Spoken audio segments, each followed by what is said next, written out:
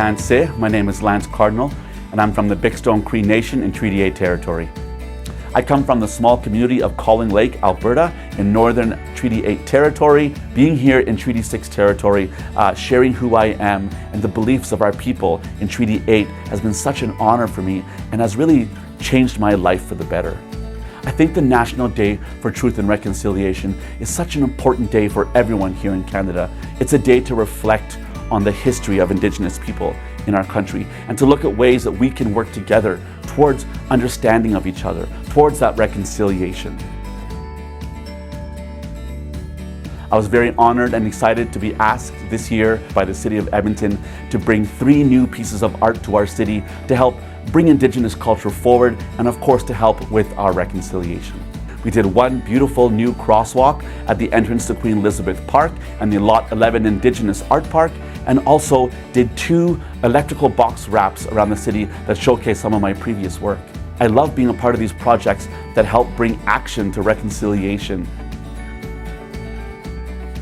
The first piece is a beautiful new crosswalk at the entrance to the Lot 11 Indigenous Park, and it is called Resilience, and it's all about the resilience of our First Nations, Métis and Inuit people here in Alberta. I decided to use orange as the color of these flowers because it really pays honor to the Orange Shirt Day movement that started the National Day for Truth and Reconciliation and also honors the survivors of residential school and the memory of those students who never made it home. It was important for me to have this crosswalk at the entrance to Queen Elizabeth Park to anyone who enters this park and sees that this is Indigenous land, this is Treaty 6 territory, and the Indigenous people here are loved and celebrated by the City of Edmonton. Being there as it was being installed was so important to me to be a part of that process. Watching that stencil go down, lift it up and reveal those flowers was such a magical moment for me. It filled my heart, and I think everyone who was involved that day really felt it. Another cool thing that we did with the City of Edmonton was to wrap some of these power junction boxes with some of my previous works from around Edmonton. These power box wraps are so cool, and they are seen all over the city featuring many artists, including Indigenous artists, and I just love how they beautify the neighborhood and highlight our local Indigenous and non-Indigenous artisans. Having my work on these junction boxes is so cool because they're in amazing locations. One of them is by the City Hall in downtown Edmonton, and the other at the entrance to the Walterdale Bridge. This is really going to share who we are in a good way, our ideals. Some of the work that's being displayed shows, how we gather together for round dances, or support each other in good moments, or even honor the memory of the missing and murdered Indigenous women here in Alberta and all across Turtle Island.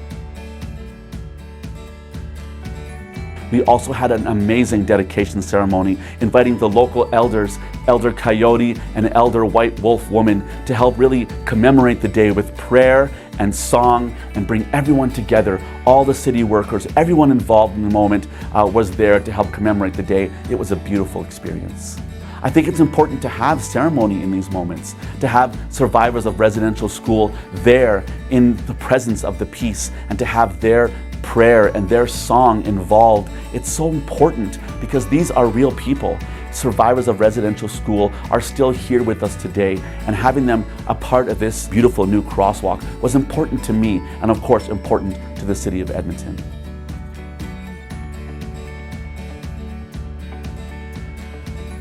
Reconciliation to me is all about that healing journey, finding ways to heal our Indigenous community and also ourselves, our spirit that's been broken, our ancestors that have been lost, finding ways to reassemble all the broken elements of our Indigenous culture that have been removed, taken away, or damaged by so many years of intergenerational trauma. We are still on a journey of self-love, self-understanding, and I think that we have an obligation as Indigenous people to lift each other up in whatever way we can. We need more people to reach out to Indigenous communities, to ask how we can work together, to listen to what we have to say, to see each other for who we are, the good and the bad. That's really important for healing. This National Day for Truth and Reconciliation is a great day to find ways to help break those stereotypes, to find ways to understand each other a little bit better.